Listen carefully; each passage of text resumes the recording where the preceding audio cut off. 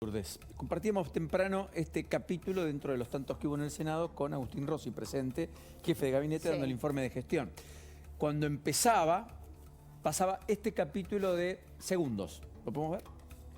Ya le había entendido que no hace falta quórum para la sesión del día de hoy. Gracias. Deberían haber aprendido el conocimiento. Me enseñaste vos con la 125. Lo miró y le dijo, me enseñaste vos con la 120. Está Martín Lustó en línea. Senador, ¿cómo le va? ¿Qué dice? ¿Cómo está? Buenas tardes.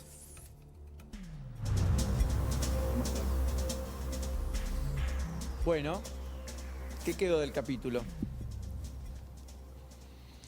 Bueno, es uno de los muchos cruces que tenemos con la vicepresidenta permanentemente en el Senado, ¿no? Desde que arrancó ella como presidenta del Senado y desde la pandemia permanentemente tenemos cruces fuertes. Igual a mí me asombra el nivel de cinismo creciente que tiene la vicepresidenta. No se hace cargo ni de las medidas de cuando ella era presidenta. Yo me equivoqué. Yo en su momento pensé que iba a poder moderar el daño mayor que iban a hacer Moreno y Cristina Fernández de Kirchner. El daño mayor que tenían planificado. Fue un error. Lo que tendría que haber hecho es renunciado antes de lo que renuncié. Ahora es increíble, como decía antes, el nivel de cinismo de la vicepresidenta. No se hace cargo de nada.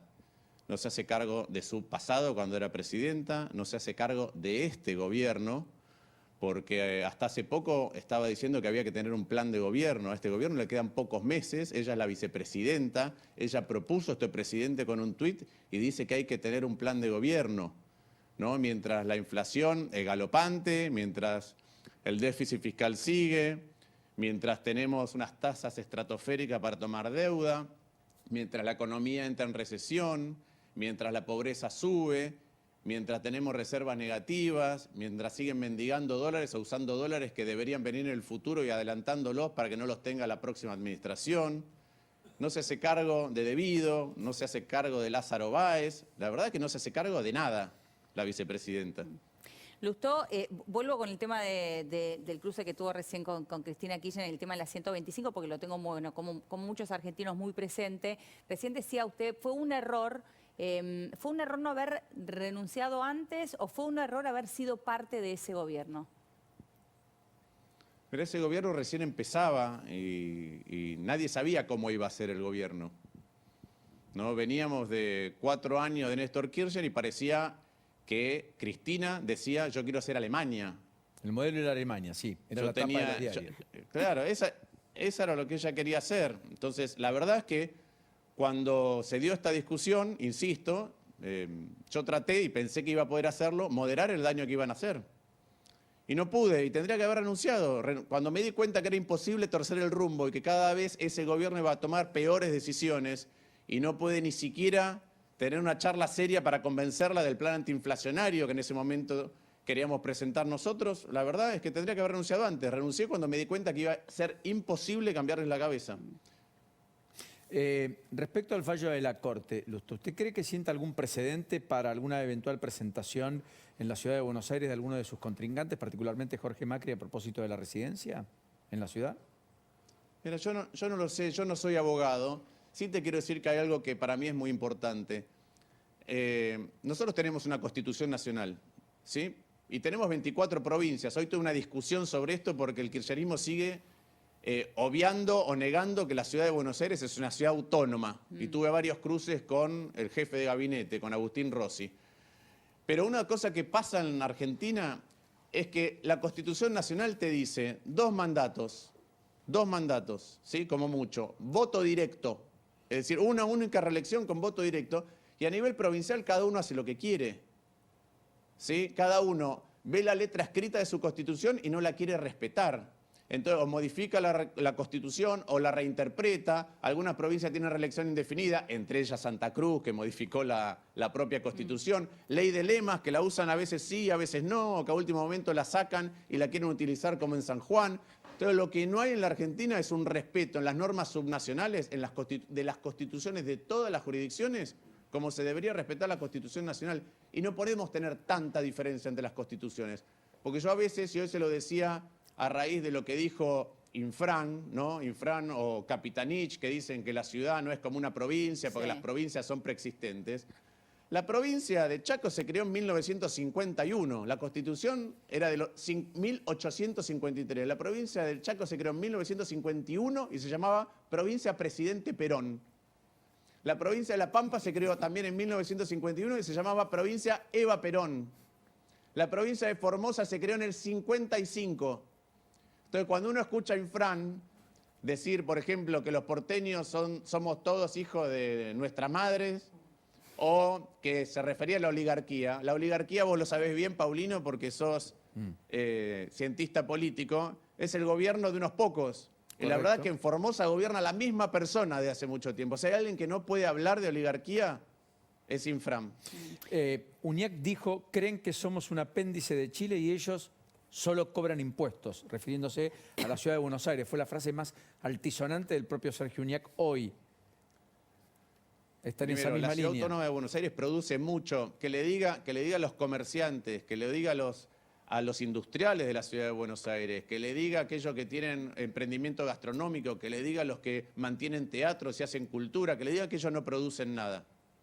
Que le digan a los jóvenes que trabajan exportando servicios de alto valor agregado desde la Ciudad de Buenos Aires, que le digan que no producen nada. La Ciudad de Buenos Aires se mantiene sola, ¿sí? Y durante mucho tiempo, por ejemplo, Santa Cruz tiene un presupuesto más alto por habitante que la Ciudad de Buenos Aires. Neuquén tiene presupuesto más alto que la Ciudad de Buenos Aires por habitante. El tema es cómo se gasta el presupuesto. Y una de las cosas que no tiene que pasar, la Ciudad de Buenos Aires, el 85% de lo que gasta lo produce sola en recursos tributarios, sola, ¿sí? Y aporta una enorme parte a la coparticipación. Lo que no puede pasar en un país que se quiere ordenar es que haya federalismo fiscal, es decir, que los distritos que más producen y más impuestos generan, recauden y repartan otras provincias, y que los gobernadores de esas provincias usen el dinero para hacer lo que quieran con la Constitución. Es decir, para tratar de comprar votos, reelegirse, hacer obra pública, modificar la Constitución, las leyes electorales en año electoral, como hace, entre otros, Uñac. Entonces, la verdad que hay una enorme confusión con respecto a esto. Y quiero decir algo adicional, porque ya sabemos que el gobierno nacional y ahora los gobiernos provinciales protestan o a veces no quieren acatar los fallos de la Corte Suprema, que es la norma fundante que tenemos como sociedad, la norma fundante. Ahora quiere decir una cosa más. No solamente el gobierno nacional incumple con el fallo de la Corte que le tiene que devolver la plata a la ciudad, sino que si vos te acordás bien, Paulino, cuando Alberto Fernández le sacó la plata a la ciudad por decreto, después hubo un debate muy intenso, ¿sí? Muy intenso, en el Congreso, en la Cámara de Correcto. Senadores, donde yo participé mucho, y obviamente en la Cámara de Diputados. Y ellos sancionaron una ley donde lo que le transfieren es lo que había antes, más el costo de la policía que ellos mismos estimaron, Sí. sin ningún fundamento. ¿Sabés lo que están haciendo ahora? No transfieren ni siquiera el costo de la policía que ellos dicen que es el costo de la policía. No es que incumplen con el fallo de la Corte. Ahora le transfieren menos que con la ley que ellos mismos promulgaron. Disparate. Lustó, ¿cómo están las cosas internas en Juntos por el Cambio? La última vez que hizo declaraciones lo acusó a Mauricio Macri de profundizar la grieta cuando hizo referencia a las elecciones del fin de semana pasado. No, yo no lo acusé al presidente de nada. Lo que dije es que no me parecía una buena declaración. ¿Por qué? Porque la verdad estamos hablando, insisto, de aquellos que cambian la Constitución. ¿Qué pasó en Jujuy? En Jujuy, y lo dice bien Morales, en Jujuy el peronismo le hizo creer a los jujeños y a las jujeñas que la provincia era inviable. Y en un momento, como no sabía cómo resolverlo, agarró y le dio parte del Estado a Milagro Sala. ¿Qué pasó desde que Morales es gobernador? Jujuy dejó de tener déficit y tiene superávit. La corrupción está presa, como dice Gerardo Morales. Ahora, además, ¿sí? No hay piquetes, no hay cortes. La economía crece y crece en áreas de desarrollo futuro. La industria del cannabis medicinal, la industria de los renovables. Ahora hay una ley que se sancionó para devolver 60% del impuesto a las ganancias, ¿sí? Para promover el desarrollo en Jujuy. Pero no solo eso, sino que en Jujuy se ganó al peronismo después de 32 años, se gobernó un mandato, 2 mandatos, y pudiendo haber modificado la Constitución y reelegirse, se hizo exactamente lo contrario. Ahora hay un gobernador electo nuevo, Carlos Sadir, y Y en la constitución que propone Morales en Jujuy, limita las reelecciones indefinidas, impide los cortes y los piquetes, elimina los fueros para la política. Bueno, ese es el camino que tenemos que recorrer. Entonces a mí esa noche, cuando lo escuché yendo a un programa de televisión al expresidente, que pareció igualar todas las provincias del norte, en lugar de hacer una diferencia, me pareció que no correspondía. Ahora el expresidente ya salió a corregirse, dijo que no se refería a Jujuy. Correcto, en un gesto por también aportar a la unidad y focalizó efectivamente. Me parece un gran gesto. En las otras provincias que sí tuvieron elecciones. Ahora, ¿cuánto van a estirar la definición en la provincia de Buenos Aires, incluso en la propia ciudad, habida cuenta de que el calendario, más allá de que cierra el 24 de junio, parecería ser que todo el mundo espera que sea rápido, ¿no? Mira, yo ya lo he dicho muchas veces, a mí me hubiera gustado llegar con todo mucho más unificado, ordenado y mostrando una consistencia mucho más profunda, porque la sociedad está muy angustiada con la situación presente, con los meses que vienen, y tenemos que abrir una esperanza hacia el futuro. Ayer estuve conversando con un economista que es uno de los mayores expertos en desarrollo, que se llama Ha Jung Chang, que es un coreano, que vino acá, yo lo conozco de distintos eventos en los que hemos estado, y le pregunté qué es lo que más te sorprende de lo que encontraste acá, distinto de lo que pensabas. Y me dijo que es una sociedad que perdió la ambición de que puede estar distinto. ¿Sí? Entonces creo que ese es el camino que hay que recorrer y que entonces la consistencia interna de Juntos por el Cambio sería una muy buena señal. Ahora también entiendo que hay apetitos electorales de distintas partes de Juntos por el Cambio, hay candidatos a presidente y lo más probable es que estas circunstancias las resuelva las PASO. Que mencionaba recién lo que hizo Jujuy con los cortes. Es uno de los grandes problemas que tiene la ciudad de Buenos Aires. ¿Qué haría con los cortes en el caso de ser jefe de gobierno? Bueno, mira, hay una cultura creciente de apropiación del espacio público y particularmente en esto de los cortes y piquetes. Yo estoy acá en mi oficina en el Congreso y bueno, lo vivo todos los días. Y nosotros lo que trabajamos es lo mismo que trabajó Mendoza y que trabajaron Jujuy y Mendoza, las dos. Un código de convivencia con justicia contravencional mucho más rápida, que lo que hace es embargar las cuentas de aquellos que hacen piquetes o cortes por afuera de lo que dice el código. Y naturalmente aplicando la ley penal a aquellos que lastiman el patrimonio público o cometen un acto violento. Pero además de eso, creo que hay algunos elementos que son muy importantes. La primera es, todos lo sabemos, cuando se corta, cuando viene mucha gente a cortar, se los transporta. Sí.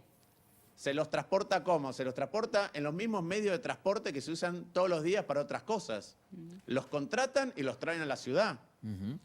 Entonces, una de las propuestas nuestras para impedir eso es que todo medio de transporte que nosotros detectemos con el anillo digital que esté trayendo piqueteros a cortar e impedir que otros vayan a trabajar y que tenga permiso de operación para cualquier cosa en la ciudad de Buenos Aires, se le va a retirar. De la misma manera que también vemos chicos en las manifestaciones y en los cortes. Y cuando toda la sociedad hace un esfuerzo para brindarle a los que menos tienen, los que están en una situación extrema, difícil, la posibilidad de que sus hijos se eduquen a través de un plan, no es para que los traigan a un piquete. Entonces también es la posibilidad de multar a aquellos que traen a las criaturas a los piquetes para impedir que puedan ser movidos de donde están. Entonces son muchos instrumentos al mismo tiempo, ¿sí? Es limitar el uso de los chicos como escudo. Segundo, un código contravencional que tenés que pedir permiso y te dice por dónde se puede y por dónde no. La ley penal y por otro lado este instrumento que me parece novedoso porque no se ha usado en la ciudad y tiene la posibilidad de hacerse mejor que en otros lugares por el anillo digital para detectar aquellas unidades de transporte que se utilizan para traer gente a la ciudad para cortar. Senador Lustó, gracias por esta delicadeza para con nosotros y recibir a Diego allí en su despacho. Muy gentil. Muchas gracias a ustedes. Hasta luego.